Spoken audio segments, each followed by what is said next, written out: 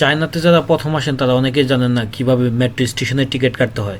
তো তাদের জন্য এই ভিডিওটা, মেট্রো স্টেশনে যাওয়ার পরে দেখতে পাবেন এরকম একটা টিকিট বোর্ড থাকবে। তো ওই জায়গায় যাওয়ার পরে দুইটা অপশন থাকবে, একটা ইংলিশ একটা চাইনিজ। তো আপনার প্রথমে ইংলিশ অপশন সিলেক্ট করবেন, সিলেক্ট করার পরে ম্যাপের উপরে ডাবল টাচ করলে এই ম্যাপটা বড় হয়ে যাবে। তারপর আপনার কোন লাইনে যাবেন ওই লাইনটা সিলেক্ট করে নেবেন। তো আপনার গন্তব্য দেখবেন কোথায়, ওই গন্তব্য অনুযায়ী কয় নাম্বার লাইনে আপনার মেট্রো, এটা আপনি সিলেক্ট করে নেবেন। সিলেক্ট করার পর আপনার গন্তব্যের উপরে ক্লিক করবেন, মানে আপনি যে স্টেশন যাবেন ওই স্টেশনে আপনি ক্লিক করবেন। তারপর আপনি দেখতে পারবেন যে আপনার ভাড়া কত এবং আপনার কয়জন যাবেন এটাও সিলেক্ট করতে পারবেন। তো আমাদের এই জায়গায় আমরা দুইজন ছিলাম, ভাড়া 7 RMB করে ছিল, টোটাল 14 RMB।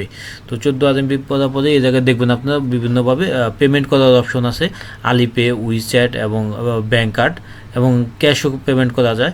তো আমার কাছে যেহেতু উইচ্যাট ছিল তো আমি উইচ্যাটের মাধ্যমে পেমেন্ট করছি। তো আপনার যদি ক্যাশ পেমেন্ট করতে চান, অনেকে বাংলাদেশ থেকে প্রথম আসেন, আসার পরে তাদের কাছে আলিপে বা উইচ্যাট কোনো কিছু থাকে না, শুধু ক্যাশ থাকে, তারা শুধু ক্যাশ দিয়েই টিকিট কাটতে পারবেন, তাও কোনো সমস্যা নেই। তো আমার কাছে উইচ্যাট থাকার কারণে আমি উইচ্যাট দিয়ে কিউআর কোড দিলাম, কিউআর কোড করে স্ক্যান করে 14 RMB পেমেন্ট করে দিলাম। পেমেন্ট করার পরে সাথে সাথে এই যে টিকিট চলে আসলো।